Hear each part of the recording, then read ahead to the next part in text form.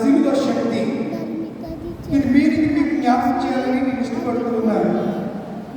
ఏమిటి అని ఆలోచించిన శక్తి అంటే పనిచేసే సామర్థ్యం, బలం, సత్తువ, సామర్థ్యం, ఎబిలిటీ లేదా దైవశక్తి, డివైన్ ఎనర్జీ అని అంటారు ఇంగ్లీష్లో. డివైన్ ఎనర్జీ దేవుని యొక్క శక్తి.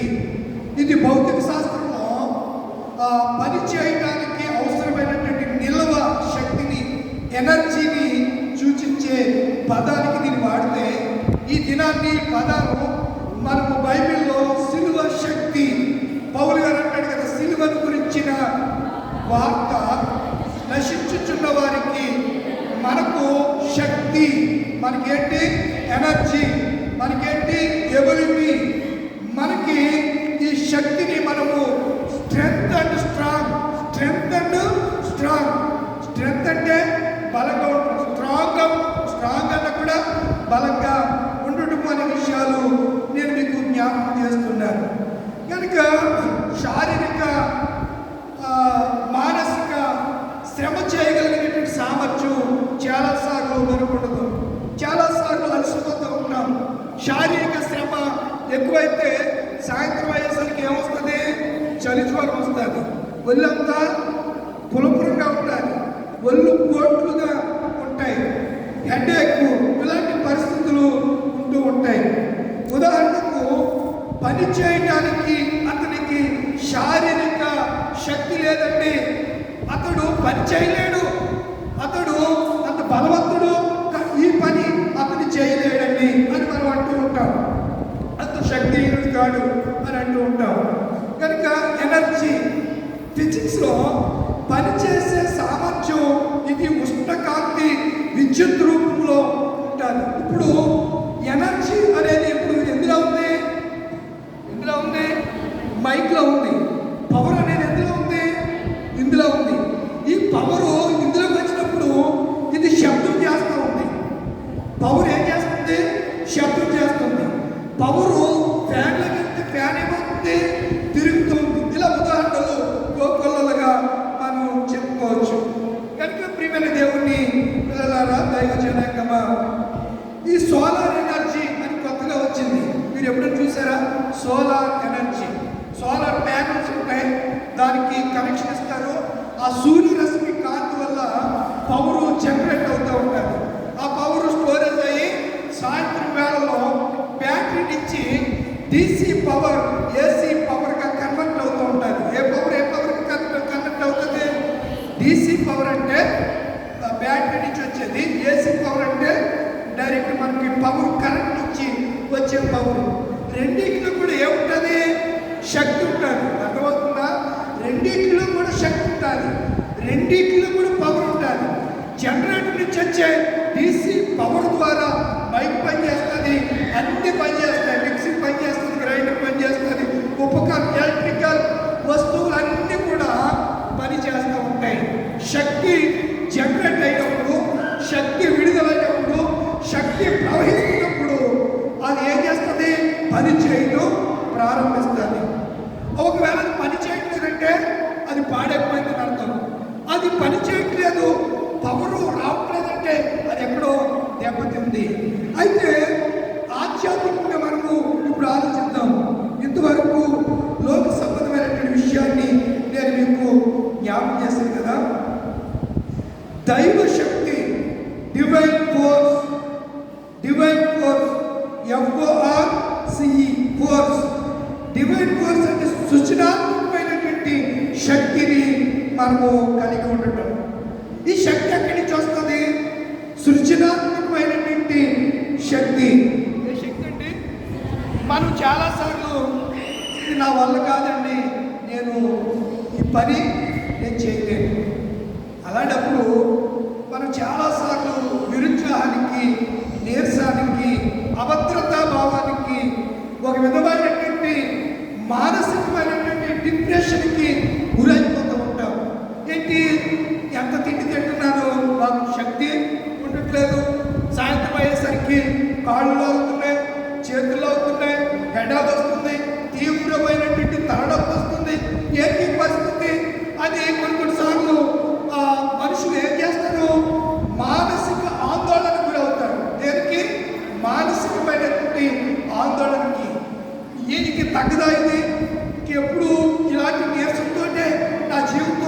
వెలుగు చేయాలా అని చాలామంది అధైర్యపడుతూ ఉంటారు. అయితే ఈరోజు ప్రభు మనతో మాట్లాడుతున్నాడు. శిలువ శక్తిని మీరు పొందుతారు, శిలువ శక్తిని మీరు అనుభవిస్తారు. యాక్చువల్గా యేసు ప్రభు వారు ఈ ఉదయం ఆయన ఎక్కడికి వెళ్ళాడు చెప్పండి? ఎక్కడికి వెళ్ళాడు? యెరూషలేముకు వెళ్ళాడు. వెళ్ళి ఏం చేశాడు ఆయన చెప్పాలి. వెళ్తూ ఏం చేశాడు? ఉదయకాలం జ్ఞాపకం చేశాడు, సాయంత్రం చెప్తానని చెప్పాను మీకు. వెళుతూ ఏం చేశాడు ఆయన చెప్పరా? అంజూరపు చెట్టును శపించాడు. ఏ చెట్టు శపించాడు ఆయన? అంజూరపు చెట్టును శపించాడు. శపించబడిన అంజూరు చెట్టుకి ఏం లేవు? ఫలాలు లేవు. ఫలాలు లేని చెట్టును చూశాడు. కానీ దూరాన్ని నుంచి చూస్తే చెట్టు ఆయనకి ఎలా కనబడింది? ఫలాలు ఉన్నట్టుగా కనబడింది. ఆకులతో చాలా చక్కగా ఉంది, చాలా బలంగా దృఢంగా అది త్రోవ ప్రక్కన ఉంది. దాన్ని చూసినప్పుడు ఎవరైనా దూరం నుంచి చూసినప్పుడు పచ్చగా ఉన్న చెట్టుని ఏమిటి అనుకుంటారు? కాయలు ఉంటాయి, ఫలాలు ఉంటాయి అని అంటున్నాడు. యేసు ప్రభు వారు కూడా అలాగే ఆలోచించి చెట్టు దగ్గరికి వెళ్ళి చూస్తే ఫలాలు లేవు కానీ ఆకులతో నిండి ఉంది. ఏ చెట్టుది? అంజూరపు చెట్టు. ద్రాక్ష తోటలో అంజూరపు చెట్టు ఒకటి నాటబడిందని యేసు ప్రభు చెప్పారు. ఎక్కడ చెప్పారు ఆయన? ఎక్కడ చెప్పారు? ఎక్కడ చెప్పారు?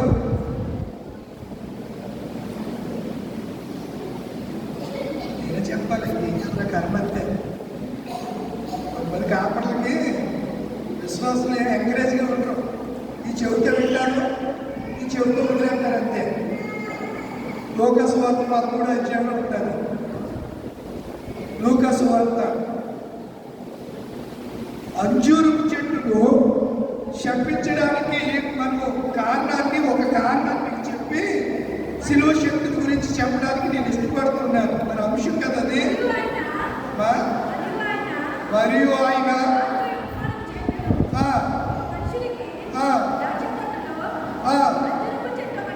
ఏముందంట? ఒక ఉపమానం చెప్తున్నారు ఆయన. ఒక మనుషుడికి మరియు ఆయన వారితో ఉపమానం చెప్పారు.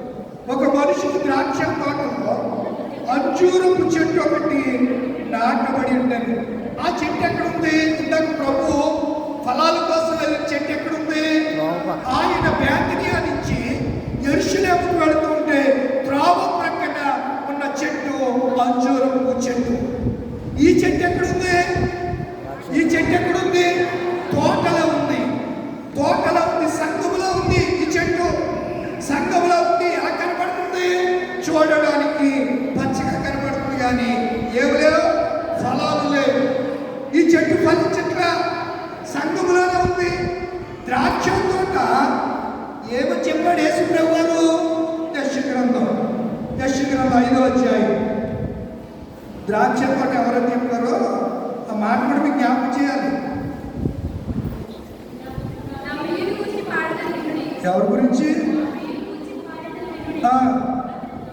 ఎవరు? ఆయన ప్రియుడు ఎవరు? యేసయ్య.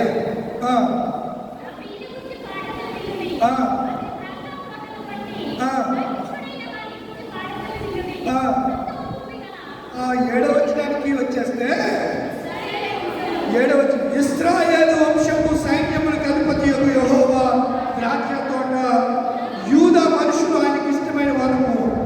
ఆయన న్యాయము కావాలని చూడగా, నీతి కావాలని చూడగా రోదనము వినబడింది. ఇప్పుడు యేసు ప్రభు వారు నిన్నటి ఉదయం ఎక్కడికి వచ్చారు? ఆయన యెరూషలేముకు వచ్చారు.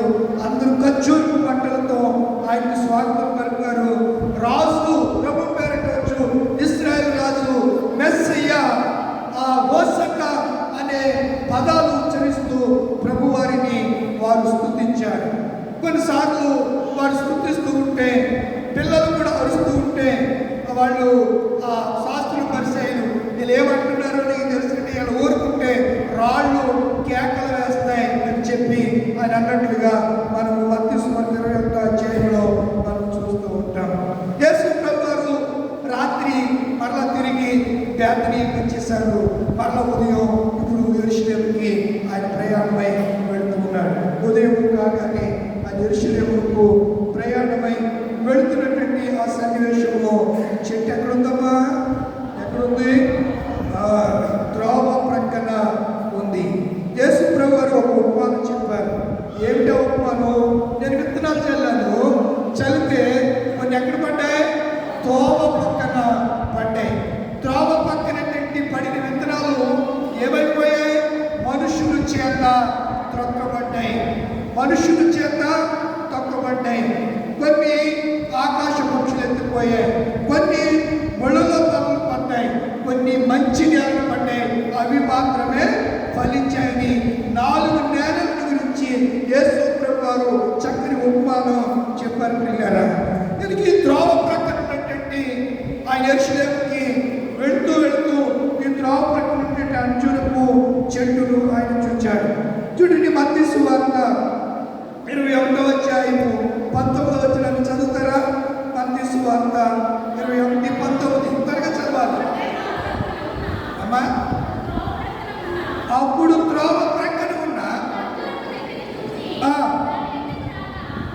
దాని యొద్దకు రాగా దాని యందు ఆకులు తప్ప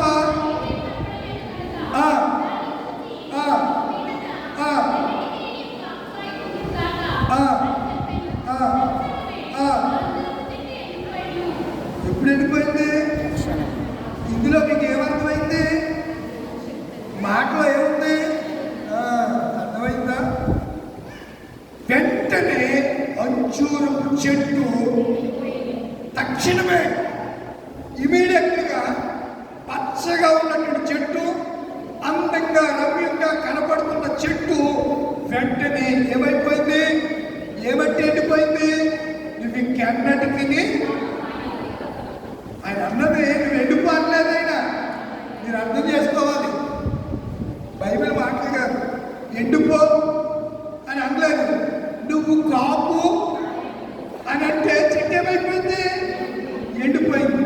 మహిమ గల తండ్రి మంచి వ్యవసాయకుడు మహితోటల నరమొక్కలు నాటించాడు. మహిమ గల తండ్రి మంచి వ్యవసాయకుడు మహితోటల నరమొక్కలు నాటించాడు. తన పుత్రుని రక్త నీరు తన పుత్రుని రక్త నీరు కడిగట్టి పెంచాడు. తన పరిశుద్ధాత్మను కాపుగా ఉంచాడు. కాయవే కమ్మని కాయలు, పండవే చెట్ట తీయని ఫలములు, నీతి పూత ఆత్మజాతి నీ తండ్రి నిలువజేయు నిలువు నీతి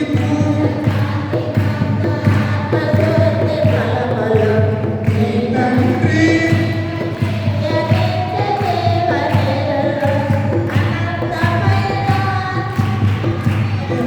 అనంతమైన ఆత్మబంధు అమర సుఖ శాంతులు, అనంతమైన ఆత్మబంధు అమర సుఖ శాంతులు, అనుకూల సమయమిది పూయమునకు ముంతలో కాయవే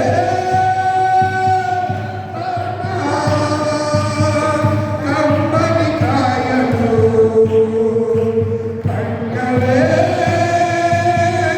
చెట్ట తీయని ఫలములు. చెట్టు ఏం చేయాలి? పండాలి. పంట పండాలి, కాయలు కాయాలి, ఫలాలు ఇవ్వాలి. ఫలాలు చేత అంజూరపు చెట్టు అంటే సామాన్యమైంది కాదు. నీ భోజనపు బల్ల చుట్టూ నీ పిల్లలు ఒలివ మొక్కలు. ఒలివ ఆయిల్ చాలా విలువైనది. ఒలివ ఆయిల్ బ్యూటీ కోసం వాడతారు. ఒలివ ఆయిల్ వాడితే కొలెస్ట్రాల్ అనేది ఎన్నటికీ రాదు. ఒలివ ఆయిల్ యొక్క ప్రాశస్త్యత చాలా గొప్పది. అలాంటి ఒలివ చెట్టును ఆ